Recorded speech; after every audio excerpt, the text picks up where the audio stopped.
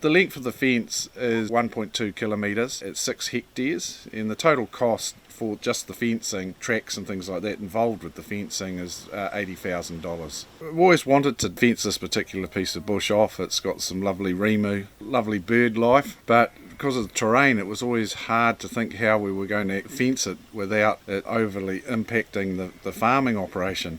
We've managed to do both. The other thing too is that I didn't want deer to be able to get in there. The trouble with deer is that it reduces the amount of biodiversity you have in your bush. It eats a lot of our native bush is very palatable to them, so it just doesn't get established if they're deer. But the cost of doing that, of course, is twice, at least double what it is for conventional fencing. But thankfully for the QE2 Trust, the Queen Elizabeth Trust, they approached us and said, look, we've got funding to do some deer fencing, would you like to be part of it? Regional Council were keen to have an area deer fenced up here as well, so they've helped out immensely with the trees that we're going to plant. There's over 6,500 additional trees to infill around the main part of the bush. We're now planting the trees. I think we're about halfway. Kay and Bob Williamson have been immense help there, and Kay works for Fonterra and they like to do a bit of environmental work, so some of Fonterra's employees have been up and had 2 days planting. We've got ANZ coming up next week.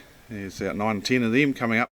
So the other part too that we're going to do is intensify the pest control. We do quite a bit of pest control on the farm as it is, but in this particular block it'll be very intensive. That's the idea. We want to see how that affects the regeneration and also the bird life. Yeah, we already have other areas on the farm that are actually protected by QE2, another 29 hectares. Five finger, karamu, all these ones here, if we have deer, none of these would survive, not one of them. They'd be completely eaten out. By keeping the deer out, all these will grow as well, and then they provide the protection for the bigger trees to slowly come up through the bush and take over.